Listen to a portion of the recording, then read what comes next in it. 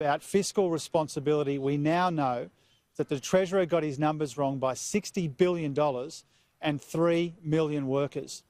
The fact that this JobKeeper program has been badly implemented, badly communicated and badly budgeted shows that you can't trust a bad government with a good idea.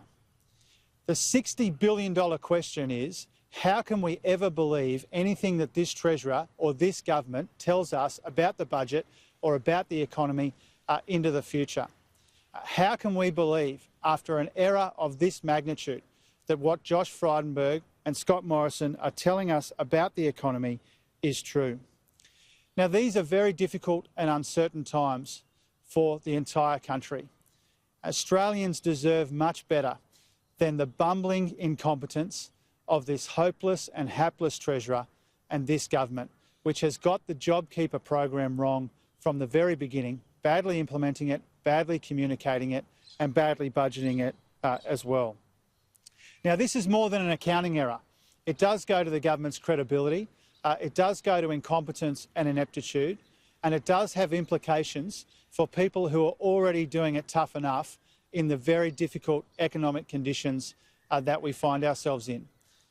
We need to remember that ratings agencies downgraded Australia to negative watch during the week based on the false numbers that the Treasurer has provided.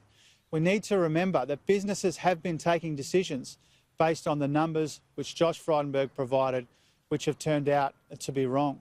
We need to remember that the Reserve Bank and the International Monetary Fund have based their forecasts for the Australian economy on numbers that we now know were falsely provided by the Treasurer. We also know this. Hundreds of thousands of Australian workers have been excluded from the JobKeeper program on the basis that that program was full, when we now know that it was really 3 million workers short. So for all of these reasons, the Treasurer has badly let down the Australian community by getting his numbers so horribly wrong. And by excluding people from the JobKeeper program, it means that more and more Australians have taken the decision to raid their super early, with consequences and implications for their retirement as well.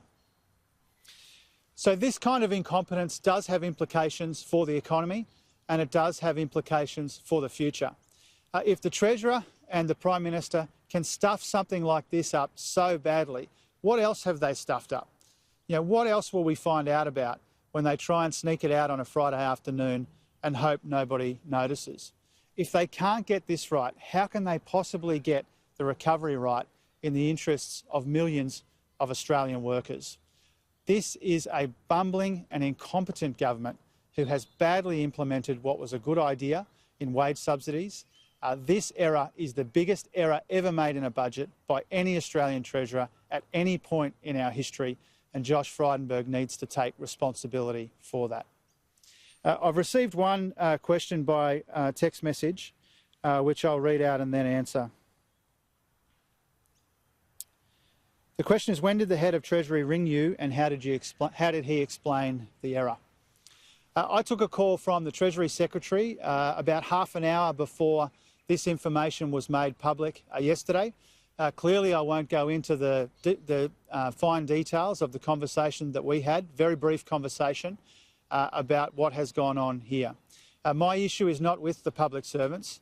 My issue is with this hapless and hopeless Treasurer, the butterfingers of Australian politics, who has dropped the ball on this important JobKeeper program again and again and again.